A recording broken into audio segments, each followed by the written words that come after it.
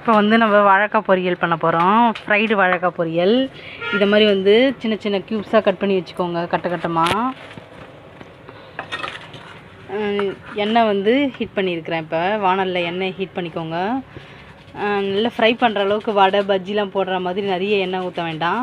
சும்மா ஒரு 1/4 கப்பு ஊற்றிக்கோங்க. அதில் வந்து எண்ணெய் வந்து வேஸ்டேஜ் ஆகாமல் இருக்கும். ஜஸ்ட்டு முழுகிற அளவுக்கு ஒரு கை அளவுக்கு எடுத்துக்கோங்க. எடுத்து அப்படியே போட்டுக்கோங்க. அதே ஃப்ரை ஆகி வரும் நம்மளுக்கு. மேகி மாதிரி 2 மினிட்ஸ் இருந்தால் போதும். இதுக்கு தோல் சீவிட்டு வாழைக்காவை இது மாதிரி குட்டி குட்டியாக 4ஆக கட் பண்ணி காய் சீவரத்தில் வந்து சீவலில் வச்சு இதை மாதிரி வந்து கட்டமாக கட் பண்ணிக்கிட்டிங்கன்னா ஈஸியாக இருக்கும் உங்களுக்கு. இதை வந்து ரொம்ப பாயில் பண்ணி சமைக்கணும்னு அவசியம் இல்லை. இது வந்து ஃப்ரை டைப் பொரியல் உங்களுக்கு ரொம்ப ஈஸியாக இருக்கும். இதில் வந்து ஜஸ்ட்டு மிளகாத்தூள் உப்பு மட்டும்தான் ஆட் பண்ண போகிறோம். ரொம்ப உங்களுக்கு சிப்ஸ் டைப்பில் வேணுன்னா ரொம்ப மெலிசாக போட்டுக்கோங்க. பட் இது வந்து பொரியல் மாதிரி நம்ம சாப்பிட போகிறோன்றதுனால வந்து கொஞ்சம் கனமாக தான் கட் பண்ணியிருக்கிறோம் நம்ம.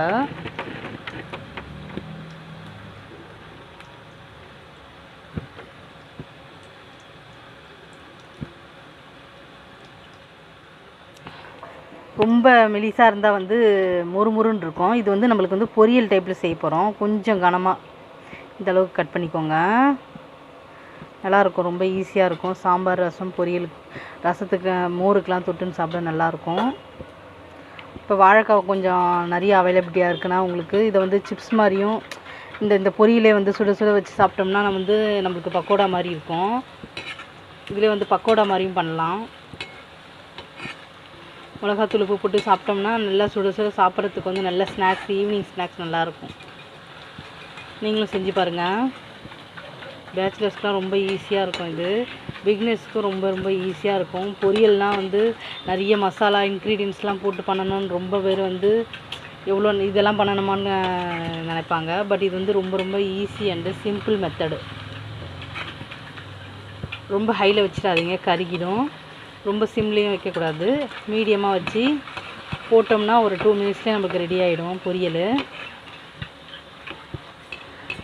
இதை வெறுமனே சாப்பிட்லாம், அவ்வளோ டேஸ்ட்டாக இருக்கும். இது ஜஸ்ட்டு சாம்பார் பொடி வீட்டில் இருக்க இல்லையா, மிளகாத்தூள் உப்பு மட்டும்தான் ஆட் பண்ண போகிறோம் இதுக்கு.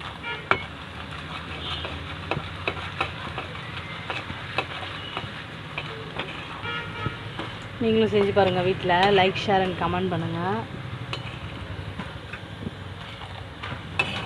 நிறைய டைப் இருக்குது இதில் பொரியல்லே. இப்போ வாழைக்கான்னு எடுத்துக்கிட்டிங்கன்னா ஒரு 10 டைப்பில் நம்ம பொரியல் செய்யலாம்.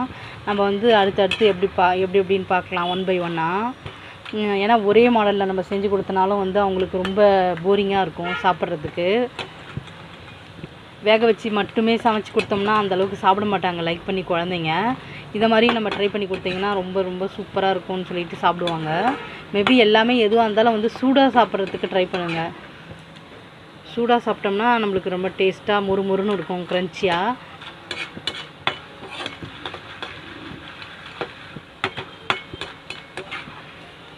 இது ஒரு மெத்தடு.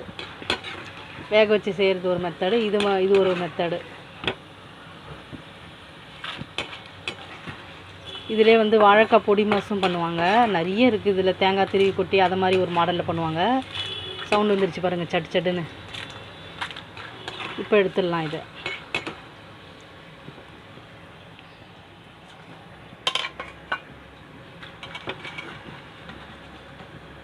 எடுத்துட்டு உப்பு போட வேண்டியது தான், மிளகாத்தூள் உப்பு.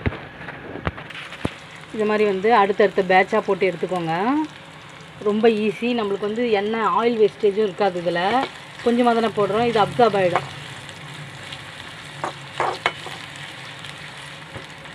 ரொம்ப ஈஸி, செஞ்சு பாருங்கள் நீங்களும். இப்போ அங்கே அடுத்தது எப்படி உப்பு போடலான்னு சொல்லிட்டு பார்க்கலாம். இதுக்கு மசாலா கொஞ்சமாக வந்து உப்பு ஆட் பண்ணிக்கோங்க. இதை மாதிரி வந்து ஃப்ரைடுலாம் நம்ம சமைக்கிறப்ப வந்து இந்த கரிக்கிற உப்பு வந்து யூஸ் பண்ணாதீங்க. அளவு தெரியாமல் போட்டுட்டிங்கன்னா ரொம்ப கரிச்சிரும், சாப்பிட முடியாது.